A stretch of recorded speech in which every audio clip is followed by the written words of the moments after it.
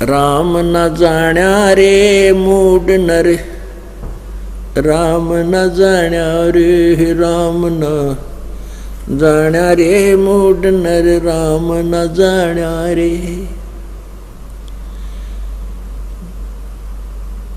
राम न जाण्या रे मूड नर, राम न जाण्या रे।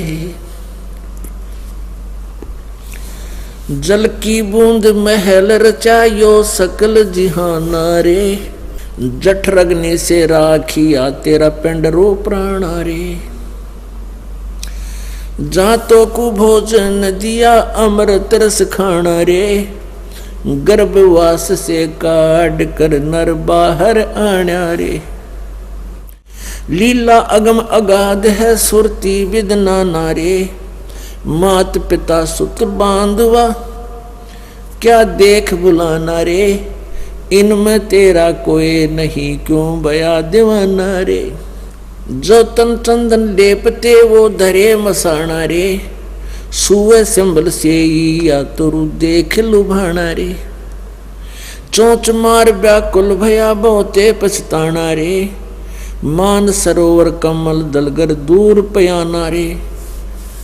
गए रसातल राहा को ये पड़ पड़ पोथी पाना रे, राम न जाण्या रे मूड न तन, राम न जाण्या रे। अब कितनी प्यारी ये हो सुख संवेद जो परमेश्वर कबीर जी ने अपनी प्यारी आत्मा गरीबदास साहिब जी के इस कंप्यूटर में फीड कर दी थी, और फिर उस प्यारी आत्मा ने अपने परमेश्वर की महिमा कलम तोड़ गाई। राम न जाण्या रे मूड नर्तन, राम न जाण्या रे। इस सेंटेंस का कितना गहरा अर्थ है पुण्यात्माओं, कि तूने परमात्मा को समझा नहीं, और तू आप जी केवल इसी संसारिक कर्म को ही अपना प्रथम कर्तव्य मानकर करते रहे। क्या बताते हैं कि एक तो तूने परमात्मा की महिमा नहीं समझी कि भगवान की भक्ति करने से क्या लाभ और न करने से क्या हानि होती है। एक तो ये है राम जानना, और दूसरा ये है कि तूने राम नहीं जाना कि वो पूर्ण परमात्मा कौन है, ये तू नहीं समझ सका। उसके लिए क्या बताते हैं, जल की बूंद महल रचायो सकल जिहाना रे, जठर अग्नि से राखिया तेरा पिंड और प्राणा रे। जिस परमेश्वर ने सारे ब्रह्मांडों की रचना की और तेरे शरीर को भी बनाया माँ के गर्भ में, और पेट के अंदर जहाँ बच्चा माता जी के गर्भ में बच्चा जब बनता है वो ऐसा होता है चीकले के सा शरीर, जैसे आपने कोई पक्षी के बच्चे अंडे से निकलते उनका शरीर कितना कच्चा कच्चा सा होता है, इससे भी कच्चा शरीर आपका माँ के गर्भ में था। और जहाँ तू विराजमान था उसके तो बिल्कुल साथ में ही जठराग्नि यानी पाचन अग्नि, इतनी भयंकर आंच होती है, इतनी भयंकर गर्मी है वहाँ पर। अपने शरीर में परमात्मा ने कैसी व्यवस्था की है, जैसे कहते हैं हजारों किरण बहुत तेज गर्मी होती है। जैसे अब हम खाना खाते हैं, हम कच्चा फल भी खाते हैं, सलाद खाते हैं, पक्की रोटी खाते हैं, सब्जी खाते हैं, ये तो अध पकी सी होती है। अंदर जाकर के इसमें इतनी हीट है मालिक की दिव्य शरीर के अंदर, इस सब सारे को फिर दोबारा से परिपक्व करती है, दोबारा से इनको फूकती है, और उस फिर अलग अलग से ऐसी फैक्ट्री लगा रखी है पेट में परमात्मा ने, अलग अलग से उनके सारी व्यवस्था करती है, ब्लड बनाती है, उसी से हड्डी बनती है, मांस बनता है, ऐसे सारी व्यवस्था कर रखी है। तो कहते हैं उस ऐसे स्थान पर भी तेरी रक्षा उस मालिक ने तेरी की हुई है, और आज तो उसी को भूल गया। मात पिता सुत बांधवा क्या देख बुलाना रे, इनमें तेरा कोई नहीं क्यों भया दीवाना रे। परमात्मा कहते काया तेरी है नहीं, ये माया कहाँ से हो। और चरण कमल में ध्यान रखो, इन दोनों को खो। जब तेरा शरीर ही तेरा नहीं है ये बोली आत्मा, तो फिर इस संपत्ति और संतान को अपना मान के अपना जीवन वेस्ट कर रहा है, व्यर्थ कर रहा है। कहने का भाव ये नहीं है कि बच्चों को त्याग दे या घर छोड़ कर भाग जा, नहीं। ये एक कार्य और है जो इम्पोर्टेंट था तेरे इस मनुष्य जीवन का, उसको शुरू कर और उसको प्रथम श्रेणी में लिया, बस इतनी सी बात है। जैसे हम पुण्यात्मा विचार करने की बात है, कोई भी व्यक्ति अपने प्रयत्न करके जब थक लेता है, ना उसका कोई कार्य सिद्ध होता है, ना उसके घर में कोई बरकत होती है, कोई हानि हो ही रही है, तो फिर वो परमात्मा की तरफ चलता है, परमात्मा से लाभ लेना चाहता है। यदि हम परमात्मा को पहले ही इतना महत्व दें तो हमारे सभी कार्य अपने आप ठीक होते रहे। परमेश्वर कबीर जी ने बताया है कि दुख में सुमन सब करें और सुख में करे न कोई, और जे सुख में सुमन करें तो दुख काहे को होए। सुख में सुमरण किया नहीं, फिर दुख में करते याद, कहे कबीरता दास की, फिर कौन सुने फरियाद। अपनात्मा सुमन का अर्थ क्या होता है? आप जी ने उपदेश ले लिया और स्मरण कर रहे हो आप, और साथ में कोई मर्यादा भी भंग कर रहे हो तो स्मरण नहीं लगेगा आपका। कुछ एक पुण्यात्मा से कहते हैं जी हमने नाम भी ले रखा है, हम भक्ति भी कर रहे हैं, और फिर भी हमारे ऊपर आपत्ति आई है और भयंकर आज आ गई है। तो कहने का भाव ये है इस दास का कि उन्होंने सिमरन नहीं किया, सिमरन में मर्यादा में नहीं रहे। मर्यादा टूट जाने से ऐसी दिक्कत आ सकती है, अन्यथा नहीं आ सकती। तो सिमरन का तात्पर्य है कि परमात्मा कहते हैं दुख में सुमन सब करें, सुख में करे न कोई।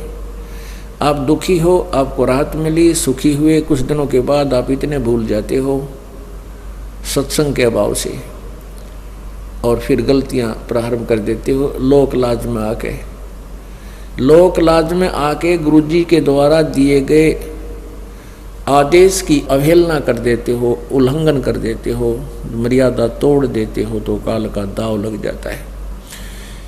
कुछ एक ऐसे भक्त हैं जिनके पिछले पुण्य अच्छे होते हैं, और वो पुण्यों के कारण, पिछले पुण्य तो हैं ही, उन पुण्यों के कारण वो सुखी है। जिस इस नकली लोक में जिसको हम सुख मानते हैं वो संसारिक दृष्टि से सुखी है, और उसने उपदेश भी ले लिया है। और एक ऐसा प्राणी है जिसके पूर्व जन्म के पुण्य गणे नहीं है, उस पर आपत्ति आ गई है। परमात्मा कबीर जी की शरण में यहाँ आ गया है, आने से उसने नाम लेने से लाभ शुरू हो गया है। तो कुछ दिनों के बाद उसको दुख आने बंद हो जाएंगे, क्योंकि पुण्य बढ़ जाएंगे, पाप समाप्त कर देता है परमात्मा। तो फिर वो कुछ दिनों में उस दूसरे भक्त को देखा देखी कि दूसरा भक्त है, वो भी नाम लिए हुए है, और वो भी मर्यादा तोड़ देता है, जो गुरुजी ने आदेश दे रखा है उसका उल्लंघन कर देता है, और देखता है कि उस पर कोई आपत्ति अभी आ नहीं रही। उसको देखकर वो स्वयं भी विचलित होकर के कोई मर्यादा भंग कर देता है। तो ऐसे फिर आपत्तियां फिर प्रारंभ हो जाती है। जिस व्यक्ति ने उपदेश भी ले रखा है और नाम भी खंडित कर दिया, तो उस पर अब मंत्र उसका है नहीं उसके पास। इस नाम की कमाई बिल्कुल नहीं है। जिसने बीड़ी पी ली, शराब पी ली, मांस खा लिया, या कोई आन उपासना कर ली, या लोक लाज में आके परमात्मा वाले नियम से वो वंचित हो गया, तो उसकी भक्ति नहीं चल रही, उसके पिछले पुण्य चल रही है। और वो सत्संग में भी आ जाता है, नहीं भी आता है, बीड़ी भी पीता है, एक आदमी में गुट्टी भी ला लेता है, और वो फिर भी कहता मैं संत रामपाल का शिष्य हूँ। वो कह रहा है प्रभुदास का शिष्य नहीं है। हाँ, उसके साथ क्या बनेगी? फिर एक ही दम इतनी आपत्ति आवेगी जब उसके पुण्य समाप्त हो जाएंगे, वो बक्कल उतरेगा। और फिर वो व्यक्ति आकर के कहेगा कि मैंने तो नाम ले रखा था जी, हमारे घर पे भी ऐसी आपत्ति आ गई, तो वो ऐसा पाप आत्मा होगा कि आसपास के क्षेत्र के 10-5 कोई भक्त चारे हो नाम लेने के लिए श्रद्धालु, तो उनके लिए भी वो एक रोड़ा बन जाएगा। यो कहेंगे देखो उनका नाम ले रखा था, आज उनका इतनी आपत्ति आ गई। तो उसके पास नाम नहीं था भगवान वाला, परमात्मा का प्रोटेक्शन नहीं था। जब लग हंसा हमारी आना और काल लगे नहीं तेरा बाण। जब तक हम परमात्मा की मर्यादा में रहेंगे, आन माने मर्यादा, तब तक काल का अटैक हमारे पर नहीं होगा। तो इस प्रकार हमने परमात्मा की भक्ति के साथ साथ मर्यादा की भी आवश्यकता पड़ती है। जैसे हमने खेत में बीज दिया, समार भी दिया, बीज भी डाल दिया, डोल बनाई नहीं, उसकी डोली नहीं बनाई, उसके चारों तरफ मेड़ नहीं बनाई, डोला नहीं बनाया, तो पानी डालेंगे वो भी इधर उधर बिखर जाएगा, खाद डालेंगे वो भी इधर उधर बिखर जाएगा, तो फसल नहीं तैयार होगी। तो मर्यादा एक डोल बनेगी, और ये अति आवश्यक है। इसमें परमात्मा की भक्ति को रोकने के लिए, इसको परिपक्व करने के लिए। मात पिता सुत बांधुआ क्यों देख बुलाना रे, इनमें तेरा कोई नहीं क्यों भया दीवाना रे। जो तन चंदन लेपते सो धरे मसाना रे, सुअ चंबन से या तुरु देख बुलाना रे, और चौंच मार व्याकुल भया बहुते पछताना रे। एक तोता पक्षी होता है, इसको सुआ कहते हैं। सुआ पक्षी होता है और वो परिपक्व फलों को खाता है, चोंच मार मार के खुशी से पके पके फलों को खाता है, शेष को छोड़ देता है। तो कहते हैं तोता क्या करता है, पहले से ही वृक्ष की आशा करता है, ये वृक्ष बड़ा होगा, ये पेड़ बड़ा होगा, इसको फल लगेंगे और खाऊंगा। तो तोते ने एक संभल के पेड़ के ऊपर, सिंभल के पेड़ के ऊपर आस्था लगा ली कि ये पेड़ बड़ा होगा, इसका फल लगेंगे और फिर मैं जी भर के खाऊंगा, आनंद मनाऊंगा। तो क्या हुआ, 10-12 वर्ष के अंदर वो पेड़ बड़ा हुआ, उसके फल लगे, और फल इतने बढ़िया लगते हैं जैसे बहुत मीठे स्वादिष्ट मिलेंगे। जब वो परिपक्व हो जाते हैं तो उसके फलों में, उसके डोडों में कपास होती है, रुई होती है। अब तोते ने देखा कि ये पक गया है, इसको खाऊं, उसने जोर से चोंच मारी, वो रुई उस डोडे की तोते की चोंच में फंस गई। अब जान की दुश्मन हो गया वो। सोचा था कि ये मुझे सुख देगा, आनंद होगा, मैं खुशी मनाऊंगा और पेट भर अन्न खाऊंगा। अंत में उसमें डोडे में कपास पाई, वो खाद्य पदार्थ नहीं था। तो परमात्मा इसकी तुलना आप जी से करते हैं। आप जी संतान उत्पत्ति करते हो, संतान उत्पत्ति होने के बाद फिर उसकी परवरिश के लिए दिन रात परिश्रम करते हो, और ये सोच कर करते हो कि मुझे बुढ़ापे में सुख होगा। अब तो मैं युवा हूँ, मेहनत करके बच्चों को पाल दूंगा और बुढ़ापे में चैन सुख का सांस लूँगा और आनंद से रहा करूँगा। अब बुढ़ापे में जैसा आनंद से रहेगा तेरा जिए जानेगा। बुढ़ापे में रह लिया आनंद है, शरीर काम करे नहीं, जाड़ दांत जाते रहे, शरीर में वीकनेस कमजोरी इतनी आ जा, उठा जा ना बैठा जा, आजमा खराब हो गया, कदे कहीं दर्द है कहीं कुछ है। और परमात्मा क्या बताते हैं, बूढ़ा होवे पड़े खाट में सुने वचन खारे, कुत्ते तावण का भी सुख को न ये छाती फूकण हारे। ये श्लोक सुनेगा बुढ़ापे में, सुख तो 100 कोस दूर चलेगा। अब क्या होता है कि बूढ़ा बुढ़िया की ड्यूटी कंडे में हो जाए, वो खाट पे बैठे रहे अपने घर में, पौड़ी में, द्वार के आसपास उनकी चारपाई डाल देते हैं। तो पुत्र वधू खेत कार्य में अपना जाती है, बाहर मजदूरी पर जाती है, या कोई गोबर पानी डालने जाती है, लेने आ जाती है। तो उनको कह के जाती है सास ससुर को कि तू ध्यान रखना कहीं घर में कुत्ते ना घुस जा, अब कुत्ते तो आदमी बूढ़े की तो कहाँ दाब मारने थे, वो तो ऐसे आंख में चौनिशी कर जाते हैं, बढ़ जाते हैं। तो कभी कुत्ता अंदर घुस गया और उसने जाकर के अंदर दूध कुछ पिया, कुछ गिर दिया उस ग्राउंड पर, परस्पर बखेर दिया। उधर से पुत्र वधू आ गई इतने में, और उसने अंदर जाकर देखा कुत्ते ने उत्पात मचा रखा। तो बहुत गुस्से में आकर के उस बुढ़ा बुढ़िया को कहती है कि तुम इन कुत्तों को भी नहीं रोक सकते, तुमने हमारी छाती फूंक दी, तुम कुछ भी करने के को ना। यानी इतना नाराज होकर के वो बोलती है जिसका दूध बिखर गया हो, जमीन पर गिर गया हो। तो बुढ़िया को फिर ये वचन सुनने को मिलेंगे। कहते हैं बूढ़ा हुआ पड़े खाट में, फिर सुने वचन खारे, और कुत्ते ताउन का भी सुख को ना, तुम छाती फूकना रही। पुणात्माओं, परमात्मा हमें ये याद दिलाते हैं कि तुम्हारे साथ ऐसी बनेगी जैसे उस तोते गेला बड़ी। जो भक्ति नहीं करते वो प्राणी, उनका अंत, उनके साथ परिवार का व्यवहार ऐसा होगा, बहुत रूखा होगा। और जो भक्ति करना शुरू कर देते हैं, परमात्मा की भक्ति ही कर रहे हैं, तो उनके अंत में आप देखना परमात्मा ऐसी व्यवस्था कर देगा, उस अपनी प्यारी आत्मा को दुख ही नहीं होने देगा। ये परमात्मा की भक्ति साधना का एक नियम है, ये उसका फल है कि आपको दुख ही नहीं होने देगा। एक बार एक त्रिलोचन नाम का भगत था, और वो परमात्मा की मर्यादा में रहकर साधना कर रहा था।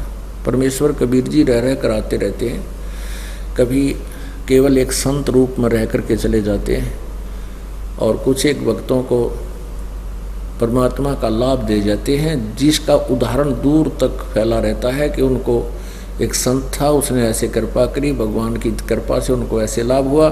तो इस कारण से हम परमात्मा की महिमा जीवित है, परमात्मा की सतिथि अभी तक ज्यों की त्यों है। अन्यथा ये काल भगवान चाहता है कि इनको गलत साधना पर लगा दूं, शास्त्र में साधना ये करें, गलत ज्ञान दे दूं, और ये परमात्मा से मिलने वाला लाभ इनको मिलना बंद हो जाए, और ये सब नास्तिक हो जाए। जैसे पूरा रूस हो गया नास्तिक, और पूरा चीन कंट्री हो गया नास्तिक। तो ये चाहता है कि ये ऐसे हो जाए सभी, फिर टंटा कट जाए, वहाँ कोई सुने को नहीं उस कबीर साहब की, जो अपनी प्यारी आत्माओं को अपने पास ले जाने के लिए आता है। तो त्रिलोचन भगत के ने परमात्मा की शरण ली, नाम लिया, और उनके बताए अनुसार साधना करते रहे। वृद्ध हो गए, और उनके एक नौकर था, कुछ जमीन थी और थोड़ी बहुत जमीन थी, उससे गुजारा हो रहा था। और एक नौकर था, उसका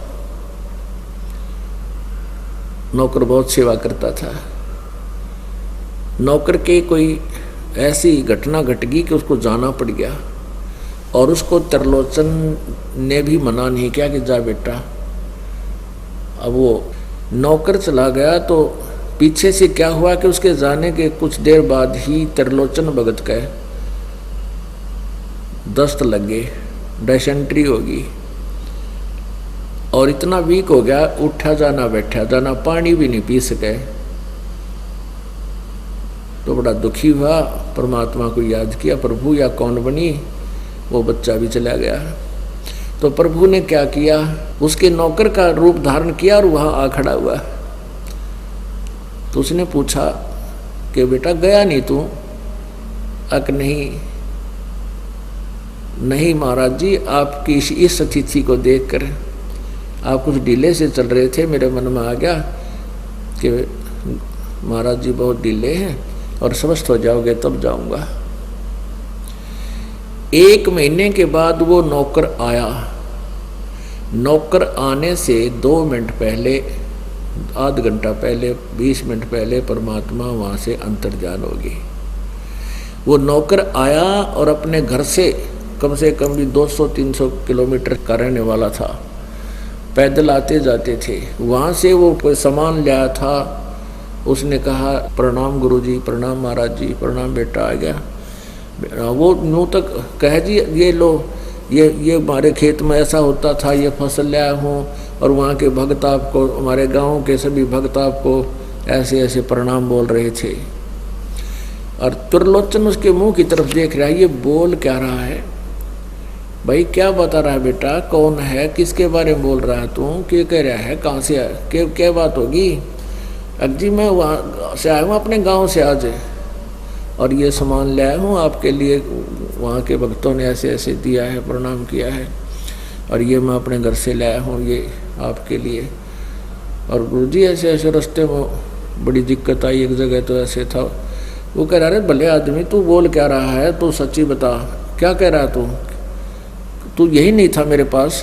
अगर नहीं गुरुजी मैं तो अभी आ रहा हूँ। तो कुछ पीछे से भगत भी आगे, वो खेतों में काम कर रहे थे, और उन्होंने बताया जी आपका भगत हमने देखा था, ताइवान लग रहा था। तो त्रिलोचन ने कहा कि भाई यहाँ वो कौन था, ओए होए रे भगत त्रिलोचन। वो कहता तू मेरी सेवा कर रहा था यहाँ पर, तने मेरी टट्टी ठाठा कर डाली, मेरे हाथ तक धोए, और बेटा रोटी बनाया करता। नहीं गुरुजी मैं तो आज आया हूँ, मैं तो आज आया हूँ स्वामी जी, और ये सामान लाया हूँ वहाँ से।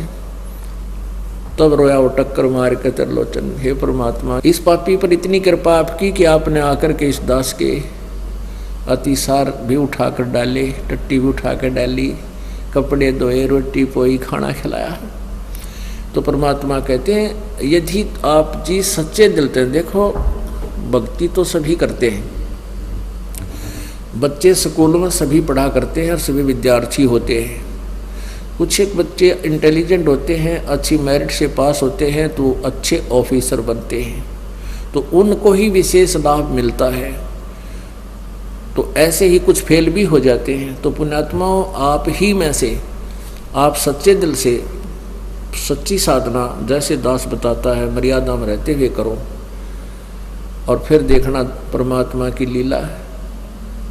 भगवान वही है, किसी चीज़ में कोई परिवर्तन नहीं हुआ है। परिवर्तन इतना हो गया था कि हम परमात्मा से मिलने वाले लाभ की विधि से वंचित हो गए थे, और हम परमात्मा की परिभाषा से भी अपरिचित हो गए थे। वो स्वयं परमेश्वर ने आके बताई है। मात पिता सुत बांधुआ क्यों देख बुलाना रे, इनमें तेरा कोई नहीं क्यों बहा दीवाना रे, सुअ सिंबल से या तुरु देख लुभाना रे, और चोंच मारी व्याकुल भया बहुते पिस्ताना रे, मान सरोवर कमल दल गर दूर प्याना रे, गैर सातल राह को पढ़ पोथी पाना रे। अब जो हम सदग्रंथ पढ़ा करते थे, पवित्र वेद, पवित्र श्रीमद् भगवत गीता, पवित्र पुराण आदि, कहते हैं इनके पाठ करने वाले यथार्थ ज्ञान से परिचित नहीं हो पाए, यथार्थ मंत्र से भी वो परिचित नहीं थे, जिस कारण से वो ये पाठ करने वाले, पुस्तकों को, पोथियों को पढ़ने वाले भी नरक में गए, अर्थात उनका जीवन व्यर्थ हुआ। क्यों? क्योंकि उनको सतगुरु संत से नहीं पूजे पाषाणा रे।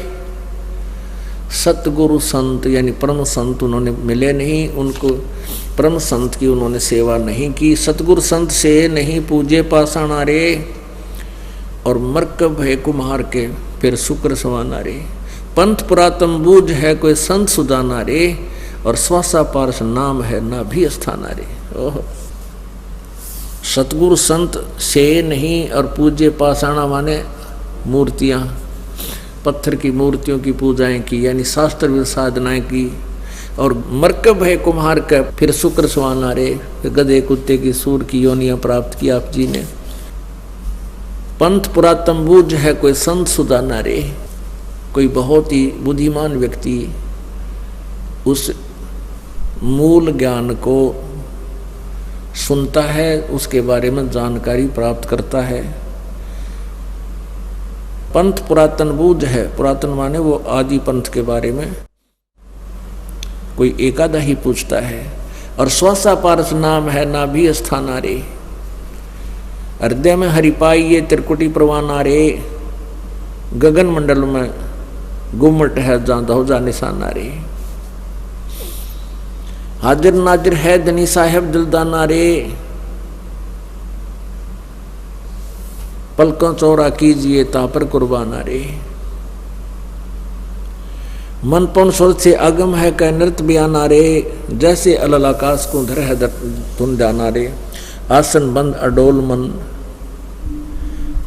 जो पद ही समाना रे।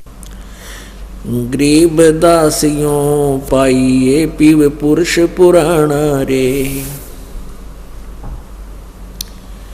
गगन मंडल में गुमट है जहां ध्वजा निशाना रे। गगन मंडल में एक आकाश में सतलोक के अंदर एक बहुत बड़ा गुमट है, गुमज इसको बोलते हैं, और उसके ऊपर एक ध्वजा, सफेद ध्वजा फहरा रहा है, झंडा फहरा रहा परमात्मा का। ऋग्वेद मंडल नंबर 9 सूक्त नंबर 96 96 के मंत्र नंबर 16 से लेकर 20 तक एक विशेष विवरण दिया है। वेद ज्ञान दाता ब्रह्म कहता है कि हे प्रभु आप अपने वास्तविक नाम का ज्ञान कराएं। अगले ही श्लोक में, अब अगले ही मंत्र में स्पष्ट किया है कि वो परमात्मा कबीर है और वो कबीर वाणी के द्वारा लोकोक्तियों के माध्यम से अपने यथार्थ ज्ञान को एक संत या ऋषि रूप में प्रकट होकर के ऊंचे स्वर में आवाज लगा लगा कर बोलता है। चारों युग में संत पुकारे कूक कहा हम हेल रे, हीरे माणक मोती वर्ष है यो जग चुगता डेल रे। खुद भी मालिक अपनी अमरवाणी में बोलते हैं कि चारों युग में ये मेरे से परिचित संतों को जिनको मैंने ज्ञान दिया उन्होंने भी आवाज लगाई और मैंने भी रुक के मार मार के आवाज लगाई, वो ज्ञान दिया। ऊंचे स्वर में गरज गरज की आवाज लगाई मैंने, और ये मुक्ति रूपी तत्व ज्ञान रूपी हीरे और मोती ये अमृतवाणी मैंने बरसाई। लेकिन इस यथार्थ ज्ञान को, यथार्थ मोक्ष मार्ग को किसी ने ग्रहण नहीं किया, इस लाल को किसी ने ग्रहण नहीं किया, हीरे मोतियों को किसी ने ग्रहण नहीं किया, और आन उपासना रूपी ये डले इकट्ठे कर लिए, डले डो लिए, गलत साधनाएं कर ली। अब पुण्यात्माओं, परसों के समाचार पत्र में एक दुखदायी घटना पढ़ने को मिली कि गुड़गांव के पास एक गांव का एक ट्रक इस आन उपासना कावड़ लेने के लिए गया और वो गंगोत्री के पास जाकर के एक खड्डे में बहुत 150 मीटर 400-500 फुट गहरी खाई में गिर गया और सभी मर गए। एक ही गांव के 22 व्यक्ति मर गए, 20 और 2 फिर मर गए उनके दुख में। 20 व्यक्ति मर गए, एक परिवार के 4, एक परिवार के 3 है। आन उपासक भगवान शिव की वो साधना शास्त्र विरुद्ध कर रहे थे। परमात्मा, क्योंकि शास्त्र विरुद्ध साधना करने वाले को किसी भी इष्ट की साधना कीजिए वो उनकी मदद नहीं करेगा। और कबीर साहब क्या बताते थे, पर भी लेन जात है दुनिया, हमारा ज्ञान किने ना सुनिया। वहाँ पर भी लेन, जैसे कहीं कोई कुंभ का मेला हो जा, वहाँ देखो कितनी दुनिया जाती है, किसी तालाब पर हो जाता है या किसी दरिया पर हो जाता है। परमात्मा कहते हैं हमने यथार्थ ज्ञान दिया, ये हमारा तत्व ज्ञान किसी ने नहीं सुनिया। पर भी लेन जात है दुनिया, वहाँ धक्के खान जाती है, और हमारा ज्ञान किन्हें नहीं सुनिया। चारों युग में संत पुकारे कूक कहा हम हेल रे, ये हीरे माणिक मोती बरसे यो जग चुगता डेल रे। तो वही वेद बता रहे हैं, कबीर परमात्मा को धर्मदास जी ने ये शब्द कहे थे कि हे गुरुदेव, जो ज्ञान आपने दिया ये आज तक हमारे को किसी ने नहीं बताया। और जितने भी हमारे ब्राह्मण गुरु थे, ऋषि थे, महर्षि थे, वो कहते थे कि हम तुम्हें गीता और वेदों से ज्ञान देते, लेकिन ये ज्ञान तो मालिक नहीं था उनके पास। तो इससे सिद्ध है कि वेद और ये कतेब, कुरान, पुराण ये सब झूठे हैं। तो परमेश्वर कबीर जी ने कहा कि ना, नहीं बेटा, वेद कतेब झूठे नहीं भाई, और झूठे हैं दो समझे नहीं। ये वेद और ये कतेब, ये किताबें जितनी भी पुराण पुस्तकें हैं, धार्मिक ग्रंथ, इनको कतेब कहते हैं, जिसमें बाइबल, कुरान, पुराण, गीता, वेद, ये सारे आ गए, चारों वेद। कहते हैं झूठे नहीं है, झूठे वो लोग हैं जो इनको समझ नहीं सके, इनके अंदर ज्ञान झूठ नहीं है। और फिर परमात्मा ने बताया, ये क्लियर होएगा कि कबीर जी ने 600 वर्ष पहले बताया था कि ब्रह्मा विष्णु महेश ये नासवान है, इनकी जन्म मृत्यु होती है। और हमें वेदों और गीता का सहारा लेकर ये बताया जाता था कि वेदों और गीता जी और पुराणों में इन्हीं भगवानों की पूजा के करने के लिए कहा। ये मृत्युंजय हैं, कालज्य हैं, अजर अमर है, इनके कोई माता पिता नहीं है। ये ज्ञान हमें सुनाया गया था जो झूठा ज्ञान था, लोक वेद था, वो दंत कथा थी।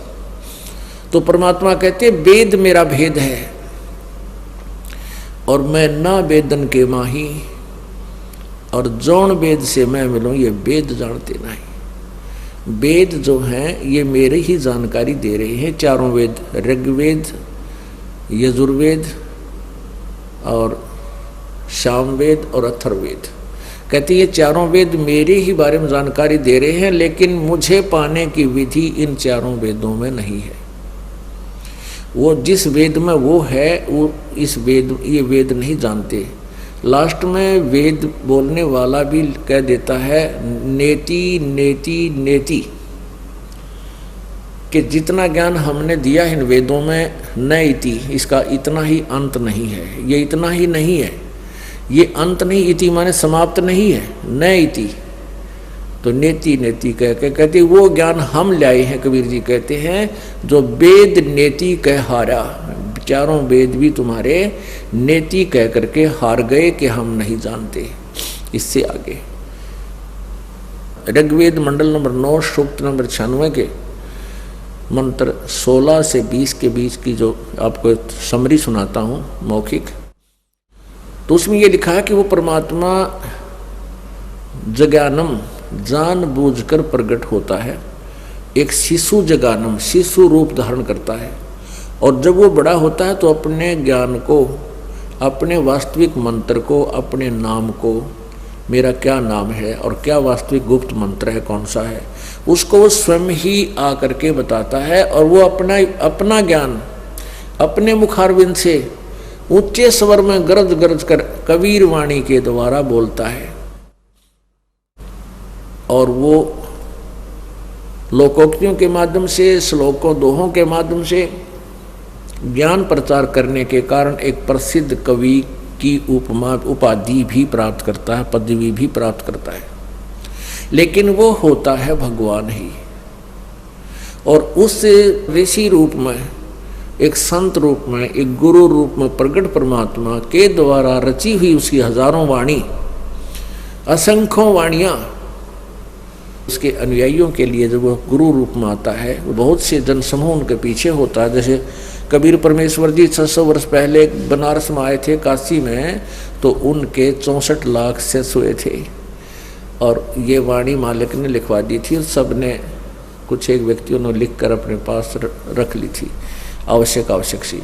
तो उन वाणियों को पढ़ते हैं, कहते उनको वो वाणी परमात्मा के मुखारविंद से बोला गया वो तत्व ज्ञान अमृत के तुल्य स्वादिष्ट होता है, आनंददायक होता है। वह वाणी उनको बहुत प्यारी लगती है। और वो परमात्मा तीसरे मुक्ति धाम में रहता है। तीसरा मुक्त धाम यानी पूर्व मोक्ष स्थान, एक तो ब्रह्म का लोक, 21 ब्रह्मांड,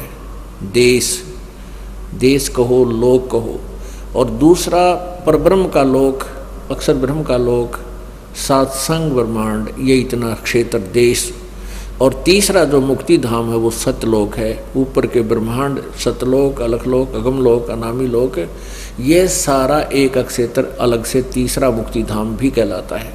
तो तीसरे देश में, तीसरे मुक्ति धाम में वो रहता है, तीसरे धाम में रहता है, और वहाँ से चलकर आता है, अपना ज्ञान प्रदान करता है।